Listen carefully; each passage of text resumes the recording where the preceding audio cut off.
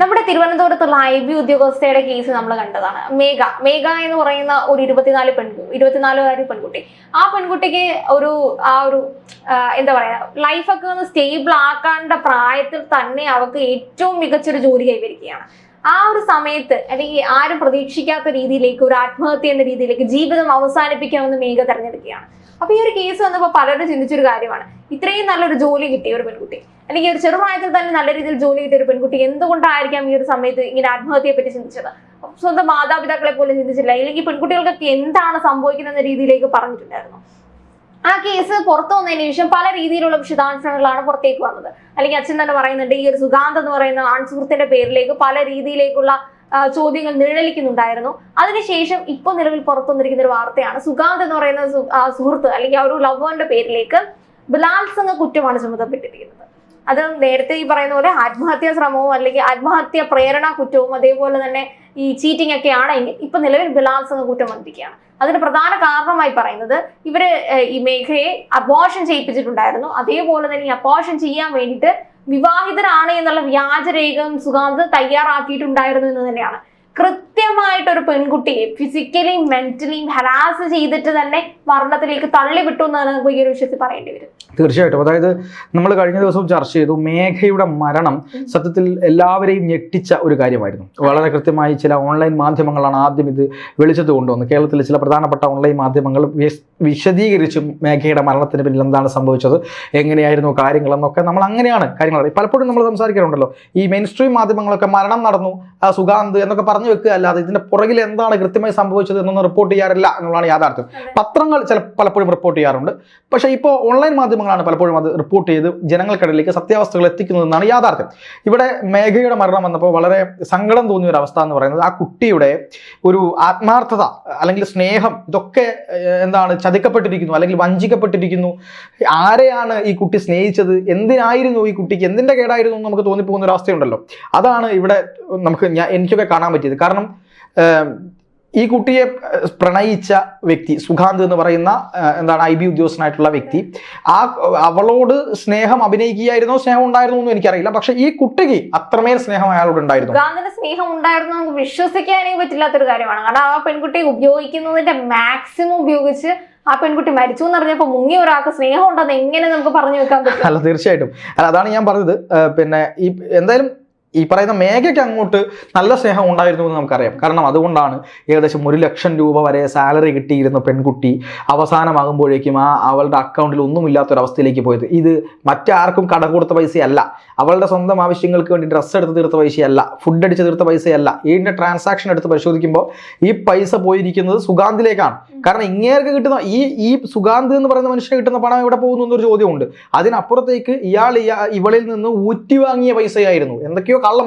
സത്യസന്ധമായി നമ്മൾ പ്രണയിക്കുമ്പോൾ പൈസ അങ്ങോട്ട് കൊടുക്കുന്നതൊക്കെ സാധാരണമാണ്. പക്ഷേ അതിനേക്കാൾ ഉപരിയായിട്ട് മേഘ പട്ടിണി കിടന്നുകൊണ്ട് ആണെങ്കിൽ പോലും ഇയാളുടെ സാമ്പത്തിക ആവശ്യങ്ങൾ നിറവേറ്റിയിരുന്നു എന്നാണ് അവിടുത്തെ ഹോസ്റ്റൽ ഫ്രണ്ട്സ് പറഞ്ഞിരുന്നത് എന്ന് കേൾക്കുമ്പോൾ നമുക്ക് വളരെയധികം സങ്കടം വന്നു പോകുന്ന ഒരു അവസ്ഥയാണ്. അത്രമേൽ സ്നേഹിച്ച ഒരു പെൺകുട്ടി.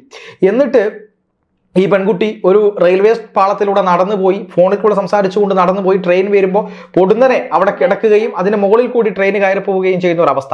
ഈ സുഗാന്ത് എന്നിട്ട് മുങ്ങുന്നു. സുഗാന്ത് പിന്നെ എന്താണ് ഒളിവിലിരിക്കുന്നു, തനിക്ക് ഇതിൽ യാതൊരു ബന്ധവുമില്ല എന്ന് പറയുന്നു. ഇതൊക്കെ പറഞ്ഞ് കള്ളനാടകങ്ങൾ കളിക്കാൻ ഇയാളെ പോലെ വിദഗ്ധനായ വേറൊരാളുണ്ടായിരുന്നില്ല. ഇപ്പോൾ നമുക്കറിയാമല്ലോ, IBയിലൊക്കെ ജോലി ചെയ്യുന്ന ആളുകൾക്ക് വളരെ കൃത്യമായ ട്രെയിനിങ്ങും കാര്യങ്ങളും അവരുടെ ബന്ധങ്ങൾ പോലും പരിശോധിക്കപ്പെടുന്ന ഒരു അവസ്ഥയുണ്ട്. അവർ ആളുകളോട് ബന്ധങ്ങൾ വെക്കുന്നതിന് പോലും ചിലപ്പോൾ ചില ലിമിറ്റേഷൻസ് കൂടുതലുണ്ടായിരിക്കും. അങ്ങനെയുള്ള അപ്പൊ അവര് മിക്കവാറും IB അവരുടെ പ്രൊഫഷനിൽ തന്നെ പെട്ട ആളുകളുമായിട്ട് പിന്നെ ഈ പ്രണയിക്കുന്നതൊക്കെ സ്വാഭാവികമാണ്. ട്രെയിനിങ് പീരീഡിൽ അല്ലെങ്കിൽ രാജസ്ഥാൻ ഉൾപ്പെടെയുള്ള ട്രെയിനിങ് പീരീഡിന്റെ ഇടയിലാണ് ഇവര് തമ്മിൽ പ്രണയത്തിലാവുന്നത് തന്നെയാണ് ഇവരുടെ പ്രണയബന്ധത്തിന്റെ ഒരു സ്റ്റോറി വെച്ച് നമുക്ക് അറിയാൻ പറ്റുന്നത്. പക്ഷെ അതിന് ശേഷം എന്ന് പറഞ്ഞു കഴിഞ്ഞാൽ ഒരു പ്രണയം എന്ന് പറയുന്നത് ഓൾറെഡി ഒരു നല്ല രീതിയിൽ അവർക്ക് ഓക്കെ ആണ് എന്ന് തോന്നുന്ന രീതിയിൽ സ്റ്റാർട്ട് ചെയ്തതിന് ശേഷം മേഘയെ കൃത്യമായിട്ട് ഉപയോഗിക്കേണ്ട രീതിയിലേക്കാണ് സുഗാന്ത് പോയത്. അയാളുടെ ആവശ്യങ്ങളെല്ലാം നടപ്പിലാക്കുക, എന്നിട്ട് ഈ പെൺകുട്ടിയെ നേരത്തെ പറഞ്ഞതുപോലെ തന്നെ മെന്റലി ഫിസിക്കലി ഹരാസ് ചെയ്ത് ആ ഒരു ബന്ധത്തിൽ നിന്ന് മേഘ തന്നെ പിന്മാറുന്ന രീതിയിലേക്ക് കൊണ്ടെത്തിക്കുകയാണ് ചെയ്യുന്നത്. ആ ഒരു പ്രവൃത്തി എന്ന് പറഞ്ഞു കഴിഞ്ഞാൽ ഒരിക്കലും അംഗീകരിക്കാനേ പറ്റത്തില്ല. പലപ്പോഴും നമ്മൾ പറയുന്ന ഒരു കാര്യമാണ്, ഏറ്റവും കൂടുതൽ ഈ സ്ത്രീകളാണ് പുരുഷന്മാരെ ഈ ഒരു രീതിയിലേക്ക് കൊണ്ടെത്തിക്കുന്നത്. പക്ഷെ അങ്ങനെയല്ല, ശാരീരികമായും മാനസികമായും ഏറ്റവും കൂടുതൽ പീഡനങ്ങൾ ഏൽക്കേണ്ടി വരുന്നത് സ്ത്രീകൾക്ക് തന്നെയാണ്. ഈ മേഘയുടെ വിഷയത്തിൽ നിന്ന് തന്നെ നമുക്ക് സംസാരിക്കേണ്ടി വരും. കാരണം മേഘയെ സംബന്ധിച്ച് ഈ ഒരു ആത്മഹത്യ ചെയ്യുന്ന സമയത്ത് പോലും മേഘയുടെ കയ്യിൽ നിന്ന്, അല്ലെങ്കിൽ മേഘ പ്ലാൻ ചെയ്തിട്ടല്ല എന്നുള്ള ഉത്തമ ഉദാഹരണത്തിന് കാര്യമാണ് യാതൊരുവിധ ആത്മഹത്യ കുറിപ്പ് അല്ലെങ്കിൽ സുഗാന്തിനെതിരെ ആരാളോട് പറയുന്നതിന്റെ ഈ ഒരു രീതിയിലുള്ള ഒരു തെളിവുകളും പുറത്തേക്ക് വന്നിട്ടില്ല. പിന്നെ അല്ലാണ്ട് നമ്മൾ ഈ ഒരു മെഡിക്കൽ രീതിയിലേക്ക്, അല്ലെങ്കിൽ ഈ പോസ്റ്റ്മോർട്ടം ഒക്കെ കഴിഞ്ഞതിന് ശേഷം അത്തരം ടെസ്റ്റുകളിലൂടെയാണ് ഈ ഒരു ഗർഭഛിദ്രം സംഭവിച്ചത്, അല്ലെങ്കിൽ അപാർഷൻ സംഭവിച്ചിട്ടുണ്ട്. അതിന് പേരിൽ പിന്നീട് തിരക്കുമ്പോഴാണ് ഇയാൾ, ഈ സുഗാന്ത് എന്ന് പറയുന്ന ആള് ഇത്തരത്തിലുള്ള സർട്ടിഫിക്കറ്റ്സ് ഒക്കെ തയ്യാറാക്കിയിട്ടുണ്ട് എന്നുള്ള രീതിയിലേക്ക് പോകുന്നത്.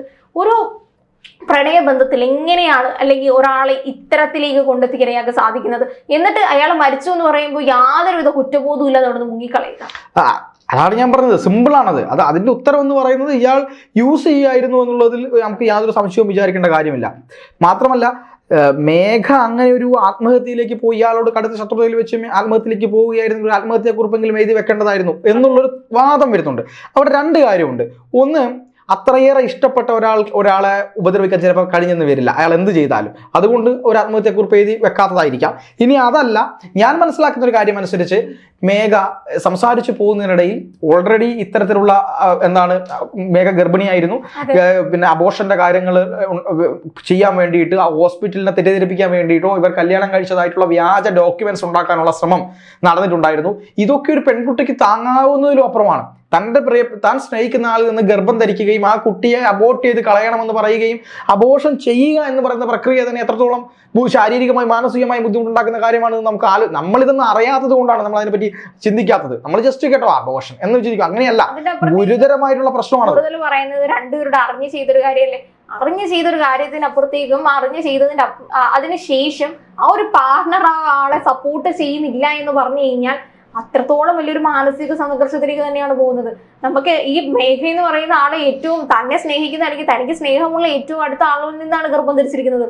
അപ്പോ അതിനുശേഷം ഇയാൾ ഈ സുഗാന്ത് ചെയ്തിരിക്കുന്ന ഒരു പ്രവൃത്തി എന്ന് പറഞ്ഞു കഴിഞ്ഞാൽ നമ്മുടെ ഒരു ഹ്യൂമാനിറ്റി എന്ന് പറയുന്ന ഒരു സാധനം ഇയാളുടെ ഉള്ളിലില്ല എന്ന് തന്നെ നമുക്ക് പറയേണ്ടി വരും. ഒരു തരത്തിലുമില്ല, ഒരു കാരുണ്യമില്ല, സ്നേഹമില്ല, ഒന്നുമില്ല. അങ്ങനെ ഒരു ഈ അബോർഷനൊക്കെ കഴിഞ്ഞ ശേഷം ഏറ്റവും ചേർത്ത് പിടിക്കേണ്ട ആളിൽ നിന്ന് കുത്തുവാക്കുകളാണ് കേൾക്കുന്നതെങ്കിൽ, തന്നെ ചതിക്കുകയാണ് എന്ന് മനസ്സിലാക്കിയിട്ടുണ്ടെങ്കിൽ, താൻ കൊടുത്ത പണത്തിന് ഒരു സാമ്പത്തിക ആവശ്യം വന്നാൽ കുറച്ച് പണം തിരിച്ചു ചോദിച്ചാൽ അത് കൊടുക്കാതിരുന്ന പ്രശ്നം ഉണ്ടായിട്ടുണ്ടെങ്കിൽ നമ്മൾ എന്താ ചിന്തിക്കേണ്ടത്? ഒരുപക്ഷെ റെയിൽവേ പാളത്തിലൂടെ നടന്നു പോയിട്ട് ഒരു പ്രൊവോക്കേഷനും ഇല്ലാതെ നടന്നു പോകുമ്പോൾ പെട്ടെന്നുണ്ടായ പ്രൊവോക്കേഷന് പുറത്ത് കയറി നേരെ റെയിൽപാളത്തിൽ കിടന്നതുമായിരിക്കാം. ഇയാൾക്കെതിരെ അങ്ങനെയാണെങ്കിൽ കൊലക്കുറ്റത്തിനാണ് കേസെടുക്കേണ്ടത്, ആത്മഹത്യ പ്രേരണയ്ക്കൊന്നുമല്ല, കൊലക്കുറ്റത്തിനാണ് കേസെടുക്കേണ്ടത്. കാരണം ഒരാളുടെ ജീവിതം നശിപ്പിക്കുക എന്ന ഉദ്ദേശത്തോടു കൂടി മഹാവൃത്തികേടും ക്രൂരതയും ചെയ്തു വെക്കുക, എന്നിട്ട് അതിൽ നിന്ന് രക്ഷപ്പെടാൻ വേണ്ടിയിട്ട് കള്ളക്കഥകൾ മെനയുക, മുങ്ങി നടക്കുക തുടങ്ങിയുള്ള കാര്യങ്ങളുണ്ട്. രണ്ടാമത്തേത്, മേഘയുമായി ബന്ധപ്പെട്ട്, മേഘ പ്രഗ്നന്റ് ആയതുമായി ബന്ധപ്പെട്ട് ഹോസ്പിറ്റലിനെ തെറ്റിദ്ധരിപ്പിക്കാനും നിയമ സംവിധാനങ്ങളെ തെറ്റിദ്ധരിപ്പിക്കാനും ഇയാൾ ചെയ്തു വെച്ച പണി, തങ്ങൾ വിവാഹിതരായിരുന്നു എന്ന് പറയുന്ന വ്യാജ സർട്ടിഫിക്കറ്റുകളും ഡോക്യുമെന്റുകളും ഉണ്ടാക്കാൻ ശ്രമിച്ചു എന്നതിന്റെ പേരിൽ ഇയാൾക്കെതിരെ കേസെടുക്കേണ്ടതുണ്ട്. പിന്നെ ഇങ്ങനെ ഒരു അബോർട്ട് ചെയ്ത് അതിന്റെ പുറത്ത് പ്രശ്നങ്ങൾ കണ്ടെത്തിയ സ്ഥിതിക്ക് അത് മേഘയുടെ ശരീരത്തിൽ നിന്ന് പോസ്റ്റ്മോർട്ടം, അതുപോലെ തന്നെ ഫോറൻസിക് റിപ്പോർട്ടുകൾ എന്നൊക്കെ നമുക്ക് കൃത്യമായി മനസ്സിലാക്കാവുന്ന കാര്യമാണ്. രാസപരിശോധനാ ഫലങ്ങളിലൂടെ മനസ്സിലാക്കാൻ പറ്റും. അപ്പോൾ അവിടെയാണ് ഈ ബലാത്സംഗ കേസും കൂടെ കൃത്യമായി ചുമത്തപ്പെട്ടിരിക്കുന്നത്.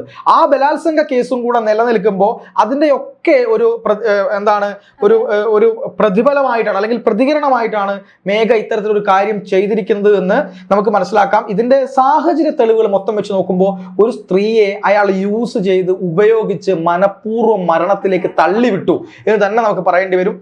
ഇയാൾക്കെതിരെ കൃത്യമായ നടപടി ഉണ്ടാവട്ടെ എന്ന് മാത്രമാണ് പറയുന്നത്. ഇനി ഒരു പെൺകുട്ടികൾക്കും ഇത്തരം ചതിയിലൂടെ ഒന്നും സംഭവിക്കാതിരിക്കട്ടെ. ബന്ധങ്ങൾ നിർത്തിപ്പോകുന്നതോ അല്ലെങ്കിൽ ബന്ധം അവസാനിപ്പിക്കുന്നതോ ഒന്നും അല്ല പ്രശ്നം. ചതിക്കരുത്. അവിടെ പറഞ്ഞ് കോംപ്രമൈസ് ചെയ്ത് പോകാൻ കഴിയുമെങ്കിൽ അത് നല്ലതാണ്. പക്ഷെ അല്ലാതെ ഏകപക്ഷീയമായി തന്റെ ആവശ്യം മൊത്തം കഴിഞ്ഞ് താൻ പിന്മാറുന്നു എന്ന് പറയുന്നതിനോട് യോജിക്കാൻ കഴിയില്ല.